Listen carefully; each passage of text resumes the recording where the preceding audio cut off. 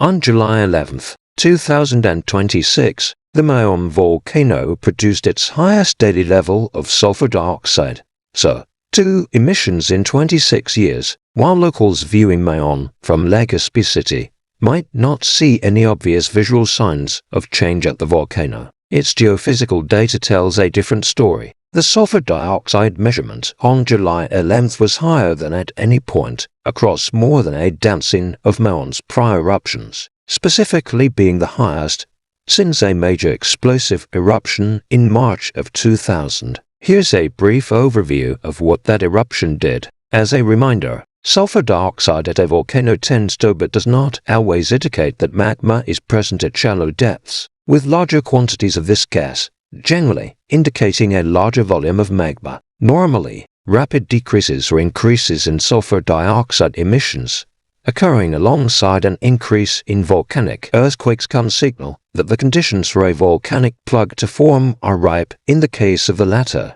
while the former indicates that a volcanic plug likely already exists. If a volcanic plug does form, a larger explosive eruption might follow. Recent geophysical data observations. If we look at Mayon's recent geophysical data, we can clearly see that over the last week, both sulfur dioxide emissions and the rate of volcanic earthquakes have increased. At the same time, only a single change has been noted on the surface.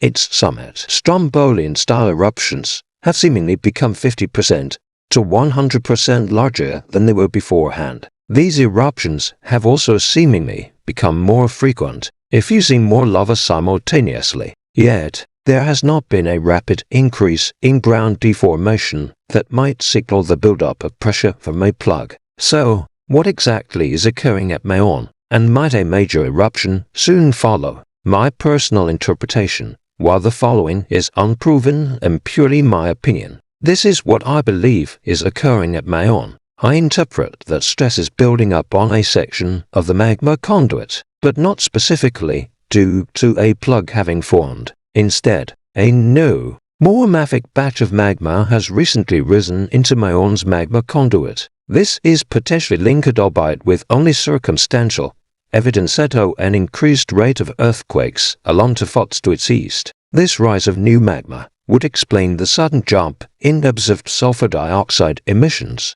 However, this body of presumably basaltic magma is seemingly wider than the existing magma conduit, causing pressure to at times build up on its edges. Eventually, numerous volcanic earthquakes are triggered as the conduit expands forcefully to accommodate the rising magma. This process has seemingly repeated multiple times over the last week. So, while a volcanic plug could technically form due to Mayon's current state, one does not seem to currently exist there. What to expect next, Steve? And when this magma reaches the surface, stronger lava effusion and increased Strombolian activity seem likely, with the former having been witnessed during much of January 2026 at Mayon. So, while a quick glance at Mayon's recent geophysical data might initially appear highly concerning, a deep dive suggests a less worrying explanation. I also want to add that other interpretations of the aforementioned data could exist.